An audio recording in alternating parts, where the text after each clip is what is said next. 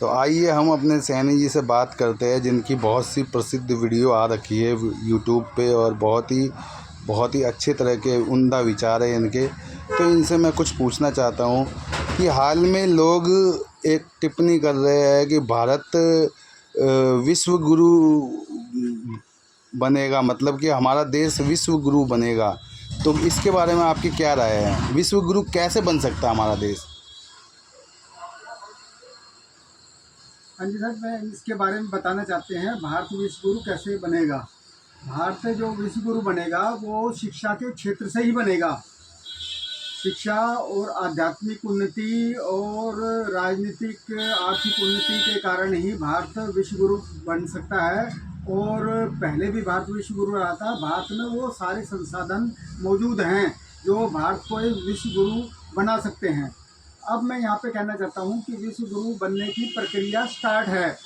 अब जैसे 2024 में इलेक्शन हो रहे हैं, 2000 ये जो भारत जो विश्व गुरु बनेगा वो राजनीतिक व्यवस्था ठीक होने से, आर्थिक व्यवस्था ठीक होने से, सामाजिक और आध्यात्मिक व्यवस्था ठीक होने से ये सारे पैटर्न भारत को विश्व गुरु की तरफ ले जाएंगे।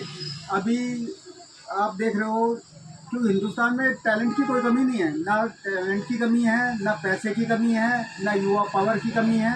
तो कमी किस चीज़ की है? कमी मेन बेसिक जो भारत में विश्व गुरु बनने में जो दिक्कत आ रही है कि सही आदमी सही जगह प्लेसमेंट नहीं है। इसकी प्रक्रिया स्टार्ट हो चुकी है। अभी भी आपने देखा होगा लोकसभा के इलेक्शन स्टार्ट हो रहे हैं, अब एक लास्ट का चरण बचा है। तो भारत को विश्व गुरु चुनने बनेगा, उसके लिए हम लोगों से भी आह्वान करते हैं। इसके लिए लोगों को भी थोड़ी मेहनत करनी पड़ेगी।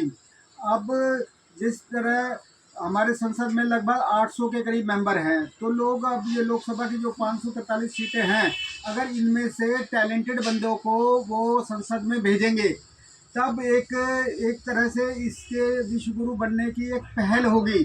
कि जब क्योंकि सुधार जो होगा ऊपर से ही होगा। जब तक टैलेंटेड लोग ये संसद और विधानसभा में नहीं जाएंगे तो इसके मामले में काफ़ी अड़चनबाजी आएगी। अब ये जो गोल है पब्लिक के पाले में है, और पब्लिक कैसे डिसाइड करे कि कौन योग्य लोग हैं? तो नेताओं की जो पहचान होती है वो ये होती है कि नंबर एक, उन्हें समस्याओं की पूरी जानकारी हो। दूसरा, उन्हें समस्याओं का पूरा ज्ञान हो। तीसरा है, उनके अंदर समाधान करने की इच्छा शक्ति भी हो। और ये तीनों चीज़ें पहले से चेक की जा सकती हैं। तो हम यहाँ पर कहने जाते हैं अभी एक चरण बाकी है। तो लोग अपने जो भी संसद में लोग भेज रहे हैं उनको चेक करें, क्या उनमें उन्हें समस्याओं की पूरी जानकारी है और उनका समस्याओं का समाधान जानते हैं, करने की इच्छा शक्ति है। अगर उनमें ये चीज़ें हैं तो उन्हें पार्लियामेंट में भेजो। पार्लियामेंट में जब तक योग्य व्यक्ति नहीं जाएंगे तब तक भारत का तेजी से विकास डेवलपमेंट नहीं हो सकता। तो लिहाजा इसके लिए करना क्या है?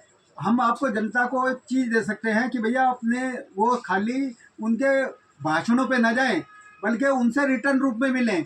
10 रुपये का 100 रुपये का एक एफिडेविट लें और नेताओं से लिखवाएं कि भैया इनके पास समस्याएं क्या है, समाधान क्या है, और उसके लिए 1 साल में, 2 साल में, 3 साल में, 4 साल में क्या करेंगे।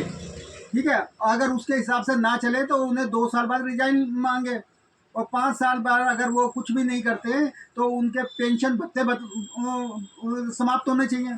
क्यों, काहे के लिए इतना खर्चा लादा जाए जब जो कोई सांसद सदस्य वहाँ मेज थपथपाने के लिए नहीं अपॉइंटमेंट कर रही है जनता। तो जो लोग इन सारी चीज़ों की समस्या को हल करेंगे तभी देश का विकास होगा। और दूसरे है कि इससे हमारा लोकतंत्र सुदृढ़ होगा और अच्छे लोग, टैलेंटेड लोग जो है वो राजनीति की तरफ आकर्षित होंगे और उसमें राजनीति के जरिए अच्छे अच्छे लोग अलग अलग पोस्टों पे जाएंगे, तब इसका डेवलपमेंट होगा। दूसरा है कि शिक्षा पद्धति में सुधार। जो हमारी जो बेसिक शिक्षा पद्धति है, जब तक ये ठीक नहीं हो पाएगी, क्योंकि जो हमारी शिक्षा पद्धति है उसमें अभी तक जो लोगों का फोकस है और पढ़ाने वालों का फोकस है वो सिर्फ नौकरियों पे है कि भाई अगर वो उसे पढ़ लिख जाए, उसे अच्छी नौकरी मिल जाए तो शिक्षा का है। लेकिन शिक्षा का उद्देश्य नौकरियां लेना नहीं है। शिक्षा का उद्देश्य है उनका बौद्धिक और शारीरिक विकास।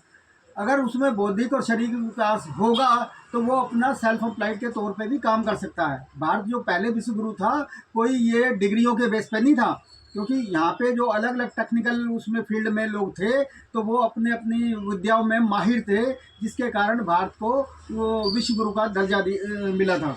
तो अभी भी वो लोगों को इस तरह की शिक्षा पद्धति देनी पड़ेगी। एक तो शिक्षा का मूल उद्देश्य शिक्षा का नौकरियां नहीं है, बल्कि उसका शारीरिक मानसिक डेवलपमेंट है। जब वो शिक्षा ले, वो खाली अपने लिए वो नौकरी लेने के लिए नहीं करे, बल्कि उसके अंदर ये जज्बा होना चाहिए कि वो नौकरियां देगा।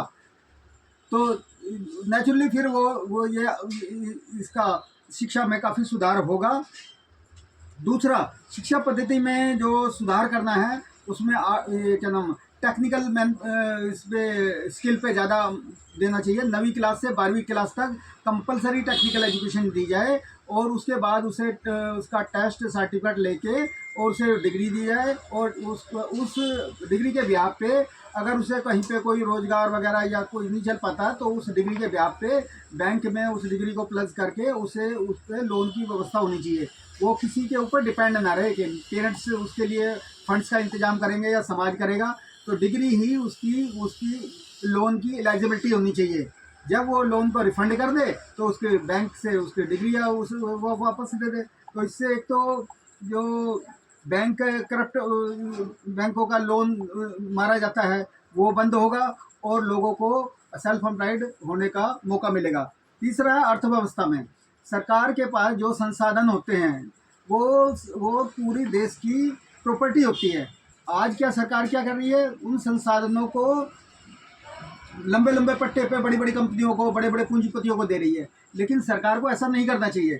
सरकार ये पब्लिक की असेस्ट है तो वो पब्लिक को देनी चाहिए। तो सरकार को मान लो अर्थव्यवस्था में मजबूती लाने के लिए इन कंपनियों का टेक ओवर करना चाहिए, और अगर कहीं इस बार फंड की भी ज़रूरत हो तो उनके शेयर कंपनी के पब्लिक को इशू होने चाहिए, ताकि पब्लिक में उसकी हिस्सेदारी बने। और उन कंपनियों को चलाने के लिए सरकार एडवर्टाइजमेंट निकाल सकती है, या दूसरी प्राइवेट कंपनियां भी या प्राइवेट पूंजीपति भी तो उन्हें ऑपरेट करते हैं। कोई एक बंदा एक पूंजीपति इस सारी कंपनी को थोड़ी नहीं चलाता है। तो इससे अर्थव्यवस्था मजबूत होगी। तीसरा, और इससे बेरोजगारी की समस्या का भी हल मिलेगा। तभी भारत विश्व गुरु की तरह अग्रसर होगा और कम से कम समय में भारत विश्व गुरु बन सकता है। धन्यवाद।